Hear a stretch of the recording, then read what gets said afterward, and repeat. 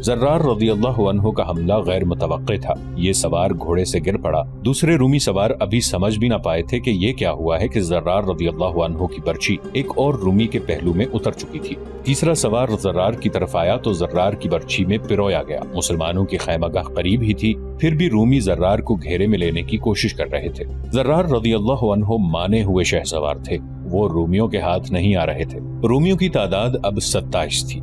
ज़र्रार भाग निकलने की बजाय उन्हीं में घोड़ा दौड़ाते और पैंतरे बदलते फिर रहे थे। उनकी बर्छी का कोई वार खाली नहीं जाता था। वाक़दी और तिबरी ने लिखा है कि ज़र्रार ने बर्छी के साथ साथ तलवार भी इस्तेमाल की थी। उनकी तहरीरों के मुताबिक ज़र्रार ने 30 में से 19 रूमी सवारों को मार डाला था। ज़र्रार को जद में लेने की कोशिश में रूमी मुसलमानों की खैमागाह के और करीब आ गए थे। बहुत से मुसलमान सवार ज़र्रार रज़ी अल्लाहु अन्हु की मदद को पहुंचने के लिए तैयार होने लगे। रूमियों ने ये खतरा बरवक्त भांप लिया और वो भाग गए। ज़र्रार रज़ी अल्लाहु अन्हु अपनी खैमगाह में दाखिल हुए तो मुजाहिदीन ने दादो तहसीन का शोर गोगा बपा करके उनका इस्तकबाल किया, लेकिन खालिद रज़ी अल्लाहु अन्हु के सामने गए तो खालिद रज़ी अल्लाहु अन्हु के चेहरे पर खफगी थी। क्या मैंने तुझे किसी और काम के लिए नहीं भेजा था? खालिद रज़ी अल्लाहु अन्हु ने दुरुस्त लहजे में कहा। और तूने दुश्मन से लड़ाई शुरू कर दी? क्या तूने अपने फर्ज के साथ बेइंसाफी नहीं की इब्ने वलीद? ज़र्रार बिन अल अज़वर ने कहा, खुदा की कसम तेरे हुक्म का और तेरी नाराजगी का ख्याल ना होता तो जो रूमी बचकर निकल गए हैं वो भी ना जाते। उन्होंने मुझे घेर लिया था। इसके बाद खालिद रज़ी अल्लाहु अन्हु ने किसी को रूमी खैमगाह की जासूसी के लिए ना भेजा। 3-4 दिन और गुजर गए। खालिद रज़ी अल्लाहु अन्हु के लश्कर ने आराम कर लिया, लेकिन खालिद रज़ी अल्लाहु अन्हु के अपने शबो रोज जागते, सोचते और खैमे में टहलते गुजरते। अपने से 3 गुना ताकतवर फौज को शिकस्त देना तो जरा दूर की बात है, उसके मुकाबले में उतरना ही एक बहादुरी थी। लेकिन खालिद रज़ी अल्लाहु अन्हु फतह के सिवा और कुछ सोच ही नहीं सकते थे। वो हर शाम सालारों और कमांडारों को बुलाकर उनसे मशवरे लेते और हिदायत देते थे। रूमी कैंप में कुछ और ही सूरत हाल पैदा हो गई थी। उनके सालार कुबकुलार का हौसला जवाब दे रहा था। मुतादिद मौर्रिखों ने, खुसूसन वाक़दी ने, ये वाक़या तफसील से लिखा है। मैं बड़ा ही खुशकिस्मत होता अगर मैं मुसलमानों की फौज से दूर रहता। कुबकुलार ने अपने सालारे आला वरदान से कहा, ऐसे नजर आ रहा है कि वो हम पर गालिब आ जाएंगे। ऐसी बेमानी बात आज मैं पहली बार सुन रहा हूँ। वरदान ने कहा, क्या एक आदमी कभी 3 आदमियों पर गालिब आया है? ऐसा कई बार हुआ है। कुबकुलार ने कहा, हाँ ऐसा कई बार हुआ है। वरदान ने कहा, और वो तुम जैसे 3 आदमी थे जो मैदान में उतरने से पहले ही हौसला हार बैठे थे। क्या वो एक आदमी नहीं था जिसने हमारे 30 में से 19 सवारों को मार गिराया है? कुबकुलार ने कहा, 30 सवार एक सवार पर गालिब नहीं आ सके, वो सिपाही थे, बुज़दिल थे। वरदान ने कहा, तुम सालार हो, तुम ये भी भूल गए हो कि मैदान जंग में बुज़दिली की सजा मौत है। लेकिन मुझे ये बताओ कि तुम्हें हुआ क्या है? क्या तुम पर मुसलमानों का जादू चल गया है? जब से एक मुसलमान ने हमारे 30 आदमियों का मुकाबला किया और 19 को मार गिराया है, मैं सोच में पड़ गया हूँ कि उस एक आदमी में इतनी ताकत और इतनी फुर्ती कहाँ से आ गई थी। सालार कुबकुलार ने कहा, मैंने एक अरबी ईसाई को मुसलमानों के कैंप में भेज रखा था। वो 3-4 दिन मुसलमान बनकर उनकी खैमागाह में रहा। कल वो वापस आया है। उसने जो कुछ बताया है उससे मुझे पता चला कि उनकी ताकत क्या है। उसने क्या बताया है? वरदान ने पूछा। मैं उसे साथ लाया हूँ, कुबकुलार ने कहा। सारी बात उसी से सुन लें। जासूस को बुलाया गया। वरदान ने उससे पूछा कि मुसलमानों की खैमागाह में उसने क्या देखा है। सालारे आला का रुतबा कैसर रोम जितना हो। जासूस ने ताजीम से कहा, मैंने उस खैमागाह में अजीब लोग देखे हैं, वो जो अपने आप को मुसलमान कहलाते हैं, हम जैसे नहीं। तुम इतने दिन उनके दरमियान किस तरह रहे? वरदान ने पूछा, क्या तुम पर किसी ने शक नहीं किया? मैं उनकी जबान बोलता हूँ, जासूस ने जवाब दिया। उनके तौर तरीके जानता हूँ, उनके मजहब और उनकी इबादत से वाकिफ हूँ। वो अपनी फौज में आपकी तरह किसी को भर्ती नहीं करते। जो कोई उनकी फौज में शामिल होना चाहता है अपना हथियार और अपना घोड़ा लेकर शामिल हो जाता है। मैं मुसलमान बनकर उनकी फौज में शामिल हो गया था। मैंने उन मुसलमानों में कुछ नए उसूल देखे हैं। रात को वो इबादत गुजार होते हैं और दिन को ऐसे जंगजू जैसे वो लड़ने मरने के सिवा कुछ जानते ही ना हो। अपने अकीदे के तहफ़्फ़ुज़ और इसके फरोग के लिए लड़ने और जान देने को ये अपना ईमान कहते हैं। इनका हर एक सिपाही इस तरह बात करता है जैसे वो किसी सालार के हुक्म से नहीं बल्कि अपनी जाती लड़ाई लड़ने के लिए आया हो। वो सब एक जैसे हैं। लिबास से सालार और सिपाही में फर्क मालूम नहीं किया जा सकता। मैंने उनमें मसावात के अलावा इंसाफ देखा है। अगर उनके हाकिम या अमीर का बेटा चोरी करे तो उसका भी हाथ काट देते हैं। अगर वो किसी औरत के साथ बदकारी करते हुए पकड़ा जाए तो उसे सरेआम खड़ा करके पत्थर मारते हैं हत्ता कि वो मर जाता है। ये लोग इतने मुतमईन हैं कि इन्हें कोई फिक्र और कोई परेशानी नहीं है। सालारे आला अगर मुझे माफ कर दें तो मैं कहूँ, हमारी फौज में वो वस्फ नहीं जो मुसलमानों में देख कर आया हूँ। मुसलमानों का कोई बादशाह नहीं। हमारे सिपाही बादशाह के हुक्म से लड़ते हैं और जब देखते हैं कि बादशाह उन्हें नहीं देख रहा तो वो अपनी जानें बचाने की कोशिश करते हैं। मुसलमान एक खुदा को अपना बादशाह समझते हैं और वो कहते हैं कि खुदा हर जगह मौजूद है और उन्हें देख रहा है। मशहूर मौर्रिख तिबरी ने लिखा है कि खुबखुलार बोल पड़ा, मैं कहता हूँ कि इस जमीन के नीचे चला जाऊं जिस जमीन पर उनसे मुकाबला करना पड़े। काश मैं उनके करीब ना जा सकूं। ना खुदा उनके खिलाफ मेरी ना मेरे खिलाफ उनकी मदद करे। विरदान ने खुबखुलार से कहा कि उसे लड़ना पड़ेगा, लेकिन खुबखुलार का लड़ने का जज्बा मांद पड़ गया था। 27 जमादिउल अव्वल 13 हिजरी बमुताबिक 29 जुलाई 634 ईस्वी की शाम खालिद रज़ियल्लाहु अन्हु ने अपने सालारों को आखिरी हिदायत दी और अपने लश्कर की तकसीम कर दी। 28 जमादिउल अव्वल 13 हिजरी बमुताबिक 30 जुलाई 634 ईस्वी को मुजाहिदीन ने रोजमर्रा की तरह फजर की नमाज बाजमात पढ़ी। सब ने गिड़गिड़ा कर बड़े ही जज्बाती अंदाज में दुआएं मांगी। बहुत से ऐसे थे जिनकी आंखों में आंसू आ गए। उनमें से न जाने किस किस की ये आखिरी नमाज थी। नमाज के फौरन बाद उन्हें अपने अपने दस्तों के साथ उन जगहों पर चले जाना था जो उनके लिए गुज़श्ता रात मुकर्रर की गई थी। सूरज निकलने से पहले पहले खालिद रज़ियल्लाहु अन्हु का लश्कर अपनी जगहों पर पहुंच चुका था। रोमियों ने यह सोचा था कि वो अपनी इतनी ज्यादा तादाद के बलबूते पर इतना फैल जाएंगे कि मुसलमान इतना फैले तो उनकी सफों में शिगाफ पड़ जाएंगे, लेकिन खालिद रज़ियल्लाहु अन्हु ने तादाद की किल्लत के बावजूद महाज 5 मील लंबा बना दिया। इससे ये खतरा कम हो गया कि रूमी पहलुओं में जाकर या पहलुओं से अकब में जाकर हमला करेंगे। खालिद रज़ियल्लाहु अन्हु ने दूसरी दानिशमंदी ये की कि अपने लश्कर का मुंह मगरिब की तरफ रखा ताकि सूरज उनके पीछे और रूमियों के सामने रहे और वो आंखों में सूरज की चमक पड़ने की वजह से आंखों को खोल ना सके। हस्बे मामूल खालिद रज़ियल्लाहु अन्हु ने अपनी फौज को 3 हिस्सों में तकसीम किया। एक पहलू के दस्तों के सालार सईद बिन आमिर थे, दूसरे के अमीरुल मुमिनीन अबू बकर रज़ियल्लाहु अन्हु के बेटे अब्दुर्रहमान और क़ल्ब की कमान मुआज़ रज़ियल्लाहु अन्हु बिन जबल के पास थी। खालिद रज़ियल्लाहु अन्हु ने दोनों पहलुओं के दस्तों की हिफाजत के लिए या मुश्किल के वक्त उनकी मदद को पहुंचने का ये एहतमाम किया कि उनके दस्तों के आगे एक एक दस्ता खड़ा कर दिया था। 4000 नफरी जिसके सालार यजीद रज़ियल्लाहु अन्हु बिन अबी सुफियान थे, खालिद रज़ियल्लाहु अन्हु ने क़ल्ब के अक़ब में महफूजा यानी रिजर्व के तौर पर रख ली। वहाँ इस नफरी की मौजूदगी इसलिए भी जरूरी थी कि वहाँ औरतें और बच्चे थे। खालिद रज़ियल्लाहु अन्हु ने सालारी के रुतबे के अफराद को अपने साथ रख लिया। मकसद ये था कि जहाँ कहीं सालार की जरूरत पड़े उनमें से किसी एक को वहाँ भेज दिया जाए। ये चारों बड़े काबिल और तजर्बाकार सालार थे। उमर रज़ियल्लाहु अन्हु के बेटे अब्दुल्ला रज़ियल्लाहु अन्हु, अमर रज़ियल्लाहु अन्हु बिन अल-आस, दर्रार बिन अल-अज़वर रज़ियल्लाहु अन्हु और राफे बिन उमैरा रज़ियल्लाहु अन्हु। सूरज तुलू हुआ तो रूमी संतरियों ने अपने सालारों को इत्तला दी कि मुसलमान जंगी तरतीब में तैयार हो गए हैं।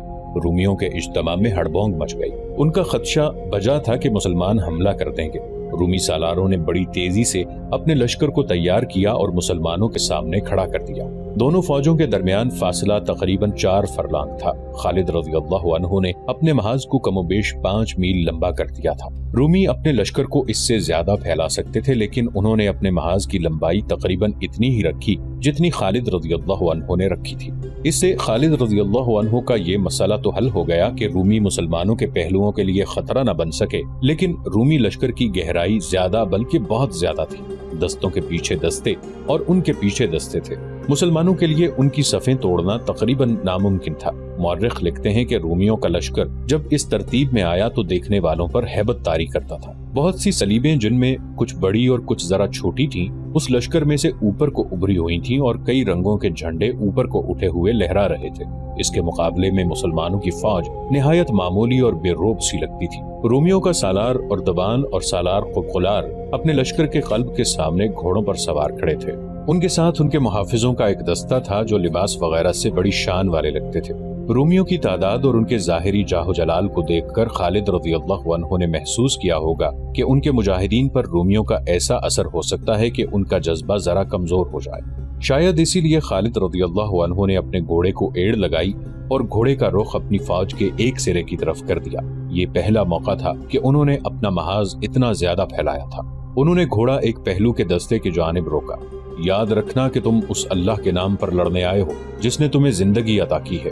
खालिद रज़ियल्लाहु अन्हु ने एक हाथ और उस हाथ की शहादत की उंगली आसमान की तरफ करके इंतहाई बुलंद आवाज में कहा, अल्लाह किसी और तरीके से भी अपनी दी हुई जिंदगी तुमसे वापस ले सकता है। अल्लाह ने तुम्हारे साथ एक रिश्ता कायम कर रखा है। کیا یہ اچھا نہیں کہ تم اللہ کی خاطر جانیں قربان کر دو، اللہ اس کا اجر دے گا۔ ایسا پہلے بھی ہو چکا کہ تم تھوڑے تھے اور تمہارا مقابلہ اس دشمن سے ہوا جو تم سے 2 گنا اور 3 گنا تھا، اور اتنا طاقتور دشمن تمہاری ضرب سے اس طرح بھاگا جس طرح بکری شیر کو اور بھیڑ بھیڑیے کو دیکھ کر بھاگتی ہے۔ رومیوں کی ظاہری شان و شوکت کو نہ دیکھو، شان و شوکت ایمان والوں کی ہوتی ہے، جاہ و جلال ان کا ہے جن کے ساتھ اللہ ہے، اللہ تمہارے ساتھ ہے۔ آج اپنے اللہ پر اور اللہ کے رسول صلی اللہ علیہ وآلہ وسلم پر ثابت کر دو کہ تم باطل کے پہاڑوں کو ریزہ ریزہ کرنے والے ہو۔ یہ تو جذباتی باتیں تھیں جو خالد رضی اللہ عنہ نے کی، اور ان کا اثر وہی ہوا جو ہونا چاہیے تھا۔ خالد رضی اللہ عنہ نے ان باتوں کے علاوہ کچھ ہدایات دی۔ مورخوں نے ان کے صحیح الفاظ لکھے ہیں: جب آگے بڑھ کر حملہ کرو تو مل کر دشمن پر دباؤ ڈالو جیسے ایک دیوار بڑھ رہی ہو۔ جب تیر چلاؤ تو سب کے تیر اکٹھے کمانوں سے نکلیں اور دشمن پر بوچھاڑ کی طرح گریں۔ دشمن کو اپنے ساتھ بہا لے جاؤ۔ خالد رضی اللہ عنہ تمام دستوں کے سامنے رکے اور یہی الفاظ کہے۔ اس کے بعد وہ عقب میں عورتوں کے پاس چلے گئے۔ دعا کرتی رہنا اپنے خامندوں کے لیے، اپنے بھائیوں اور اپنے باپوں کے لیے۔ خالد رضی اللہ عنہ نے عورتوں سے کہا: تم دیکھ رہی ہو کہ دشمن کی تعداد کتنی زیادہ ہے اور ہم کتنے تھوڑے ہیں۔ ایسا ہو سکتا ہے کہ دشمن ہماری صفوں کو توڑ کے پیچھے آ جائے۔ خدا کی قسم مجھے پوری امید ہے کہ اپنی عزت اور اپنی جانیں بچانے کے لیے تم مردوں کی طرح لڑو گی۔ ہم انہیں تم تک پہنچنے نہیں دیں گے، لیکن وہ سب کچھ ہو سکتا ہے جو ہم نہیں چاہتے کہ ہو جائے۔ ولید کے بیٹے، ایک عورت نے کہا، کیا وجہ ہے کہ ہمیں آگے جا کر لڑنے کی اجازت نہیں؟ مرد زندہ ہوں تو عورت کیوں لڑے؟ خالد رضی اللہ عنہ نے کہا، اور اپنے آپ کو بچانے کے لیے لڑنا تم پر فرض ہے، اور تم پر فرض ہے کہ مرد تھوڑے رہ جائیں، دشمن غالب آ رہا ہو تو آگے بڑھو اور مردوں کی طرح لڑو، اور اپنے اوپر غیر مرد کا غلبہ قبول نہ کرو۔ یہ پہلا موقع تھا کہ خالد رضی اللہ عنہ نے عورتوں کو بھی دشمن سے خبردار کیا اور انہیں اپنے دفاع میں لڑنے کے لیے تیار کیا تھا۔ اس سے ظاہر ہوتا ہے کہ انہیں خاصی تشویش تھی۔ انہوں نے کسرا کی فوجوں کو شکست پہ شکست دی تھی، لیکن رومی فارسیوں کی نسبت زیادہ منظم اور طاقتور تھے۔ خالد رضی اللہ عنہ کے سامنے یقیناً یہ پہلو بھی ہوگا کہ مجاہدین کو گھروں سے نکلے خاصا عرصہ ہو چکا تھا، اور وہ مسلسل لڑائیوں کے تھکے ہوئے بھی تھے۔ انہیں اپنے اللہ پر، اللہ کی دی ہوئی روحانی طاقتوں پر اور ایمان پر بھروسہ تھا۔ دونوں فوجیں لڑائی کے لیے تیار ہو گئیں۔ رومیوں کی طرف سے ایک معمر پادری آگے آیا اور مسلمانوں سے کچھ دور آ کر رک گیا۔ اے مسلمانوں، اس نے بلند آواز سے کہا، تم میں کوئی ایسا ہے جو میرے پاس آ کر بات کرے؟ خالد رضی اللہ عنہ نے اپنے گھوڑے کی لگام کو ہلکا سا جھٹکا دیا اور پادری کے سامنے جا گھوڑا روکا۔ تم سالار ہو؟ بوڑھے پادری نے کہا، کیا تم میں مجھ جیسا کوئی مذہبی پیشوا نہیں؟ نہیں، خالد رضی اللہ عنہ نے جواب دیا، ہمارے ساتھ کوئی مذہبی پیشوا نہیں ہوتا، سالار ہی امام ہوتا ہے۔ میں سپہ سالار ہوں، اور میں معزز پادری کو یہ بھی بتا دیتا ہوں کہ میں اس وقت تک سپہ سالار رہوں گا جب تک میری قوم اور میری فوج چاہے گی۔ اگر میں اپنے اللہ وحدہ لا شریک کے احکام اور اس کے رسول صلی اللہ علیہ وآلہ وسلم کے فرمان سے انحراف کروں گا تو مجھے سپہ سالار نہیں رہنے دیا جائے گا۔ اگر اس حالت میں بھی سپہ سالار رہوں گا تو سپاہیوں کو حق حاصل ہے کہ وہ میرا کوئی حکم نہ مانے۔ مورخ لکھتے ہیں کہ معمر پادری پر خاموشی طاری ہو گئی اور وہ کچھ دیر خالد رضی اللہ عنہ کے منہ کی طرف دیکھتا رہا۔ شاید یہی وجہ ہے، پادری نے ذرا دبی زبان میں کہا، یہی وجہ ہو سکتی ہے کہ فتح ہمیشہ تمہاری ہوتی ہے۔ وہ بات کر معزز پادری جو تو کرنے آیا ہے۔ خالد رضی اللہ عنہ نے کہا، ہاں۔ پادری نے جیسے بیدار ہو کر کہا، اے عرب سے فتح کی امید لے کر آنے والے، کیا تو نہیں جانتا کہ جس زمین پر تو فوج لے کر آیا ہے اس پر کسی بادشاہ کو پاؤں رکھنے کی ضرورت نہیں ہوئی تھی؟ تو اپنے آپ کو کیا سمجھ کر یہاں آ گیا ہے؟ فارسی آئے تھے لیکن ان پر ایسی دہشت طاری ہوئی کہ بھاگ گئے۔ کئی دوسرے بھی آئے تھے، وہ بڑی بہادری سے لڑے تھے لیکن ناکامی اور مایوسی کے سوا انہیں کچھ حاصل نہ ہوا، وہ چلے گئے۔ تجھے ہمارے خلاف کچھ کامیابیاں حاصل ہوئی ہیں، لیکن یہ خیال دماغ سے نکال دے کہ ہر میدان میں فتح تو ہی پائے گا۔ مورخوں کے مطابق خالد رضی اللہ عنہ خاموشی سے سن رہے تھے اور بوڑھا پادری پر اثر لہجے میں بول رہا تھا، میرا سپہ سالار وردان جو میرا آقا ہے تجھ پر کرم اور نوازش کرنا چاہتا ہے۔ پادری کہہ رہا تھا، اس سے بڑی نوازش اور کیا ہوگی کہ اس نے تیری فوج کو کاٹ دینے کی بجائے مجھے یہ پیغام دے کر تیرے پاس بھیجا ہے کہ اپنی فوج کو ہمارے ملک سے واپس لے جا۔ میرا آقا تیرے ہر سپاہی کو 1 دینار، 1 قبا اور 1 امامہ دے گا، اور تجھے 100 امامے، 100 قبائیں اور 100 دینار عطا کرے گا۔